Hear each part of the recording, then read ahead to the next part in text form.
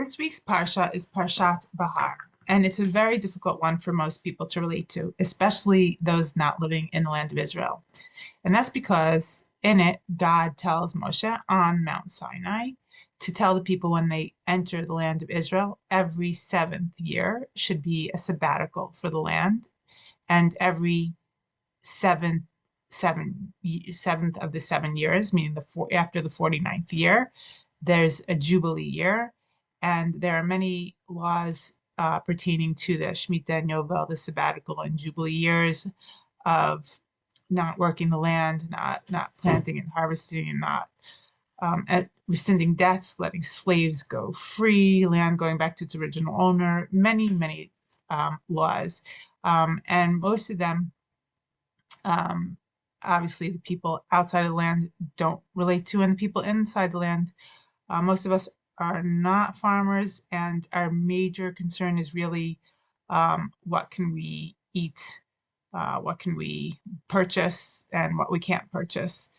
Um, but I think there's an important lesson that everybody can learn and get from this parsha. And one that I spoke about in the past was just about having faith in God, that you work the land that God has given you for 6 years and you eat from its produce. But to show real faith in God is to understand that the land is God, and what you get out of the land is from God. And He promises you on the seventh year that even though He tells you to let it rest, if you don't work it, He will make sure you have what to eat. So it shows really ultimate faith in that it's not the work you do, but in following God's word that makes us successful at the end of the day and gives us the blessing of the produce.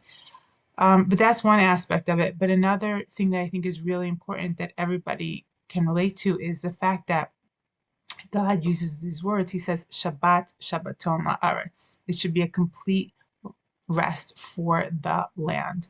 He doesn't say you shouldn't work the land and because it will be better for you in the end, or all sorts of other things. He says that it should be a rest for the land, that we have to learn to treat the land as an entity of itself, as a creation of God's, and that you can't, anything that exists is not just here for you to use and abuse and, just keep planting and growing and taking, but that it needs a rest too, just like God commanded His people work 6 days and rest on the seventh, and you'll have renewed vigor and renewed strength and blessing to bring into the next week. The land itself is an entity, is just like a creation of God, just like you are. And yes, you can work it for 7 years, but then let it on the seventh 60 years, but on the seventh let it rest. The land needs to rest as a creation of God's, and that we should treat the land that we live on as a creation of God's and not to abuse it. To understand what we should do and what we shouldn't do in order that what's good for the planet as well.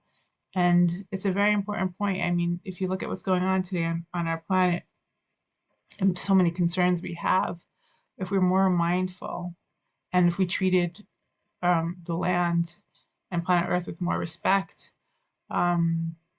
it would be a better place to live, which would benefit us, yes.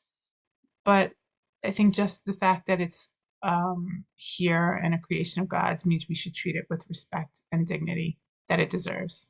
With that, I wish you a Shabbat Shalom.